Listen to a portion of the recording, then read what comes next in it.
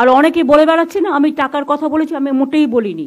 আমাকে প্রমাণ দেখা কোথাও আমি টাকার কথা বলেছি, মেনশন করেছি। মিথ্যে কথা, কুৎসা, অপপ্রচার, চক্রান্ত, আমি জানি কোনটা কখন বলতে হয়। 1 মাস তো হয়ে গেল, আজকে 9 তারিখ। আমি অনুরোধ করব পুজোতে ফিরে আসুন, উৎসবে ফিরে আসুন। আপনি আমাকে 10টা ডিমান্ড দিতে পারেন, আমি 5টা করতে পারি, 5টা নাও করতে পারি। তার মৃত্যুতে এত অসংবেদনশীল হতে পারে এই রাজ্যের মুখ্যমন্ত্রী, যিনি নিজেও একজন মহিলা, ভাবা যায় না।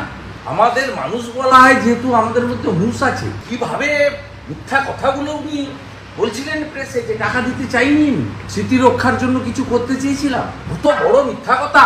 14ই আগস্ট ফ্রিডম এট মিডনাইটে গিয়ে বলছেন টাকা যা নিশ্চয়ই দিতে হবে, লাগবে 10 লাখ টাকা দেয়াই যেতে পারে।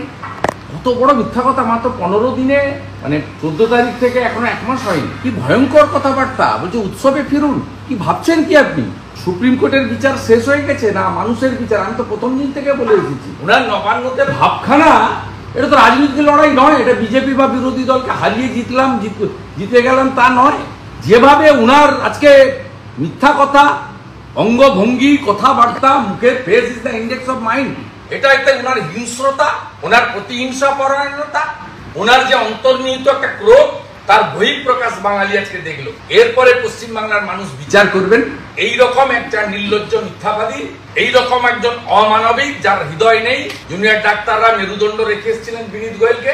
জুনিয়র ডাক্তারদের বলবো সুযোগ পেলে নবান্নতে গিয়ে একবার হৃৎপিণ্ডটাও রেখে আসবে। আর তারপরে যে প্রেস কনফারেন্সটা, টেন্টেড ডিজি রাজীব কুমার, যাকে ভোট এলে সরিয়ে দেওয়া হয়, সিঙ্গুর খ্যাত একটা বাঁদর সুপ্রতিম সরকার, আরেকটা বড় চাটুকার আলাপন বন্দ্যোপাধ্যায়, যার গোটা গোষ্ঠী এই সরকারের কাছ থেকে বেনিফিটেড, এরা আরেকটা প্রেস কনফারেন্স করেছে চিকিৎসকদের এবং হসপিটালের নিরাপত্তা। আপনি জানেন কত সিসিটিভি এখনো পর্যন্ত নির্ভয়ার যে 60-40-এর যে স্কিম ছিল মহিলা নিরাপত্তায়, তাতে পশ্চিমবঙ্গ সরকার 7,000 কোটি টাকা পেয়েছে, ইউটিলাইজেশন 392 কোটি টাকা। জানেন কোন সিসিটিভি পাবেন আপনি?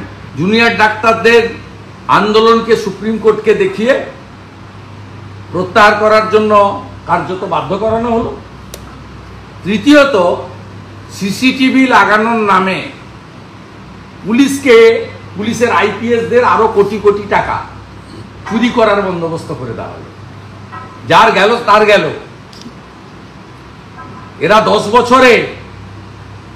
বছরে এই মমতা ব্যানার্জির আইপিএসরা নির্ভয়া তহবিলের কেন্দ্র থেকে আসা 7,000 কোটি টাকা সিসিটিভি লাগানোর নামে কয়েকশো কোটি টাকা চুরি করে অন্য রাজ্যে পাচার করেছি। চরম মিথ্যাবাদী। খুব লজ্জা, এরকম একটা মিথ্যাবাদী মুখ্যমন্ত্রী পশ্চিমবাংলার চেয়ারে বসে আছে আর আমাদের তাদের কথা শুনতে হচ্ছে।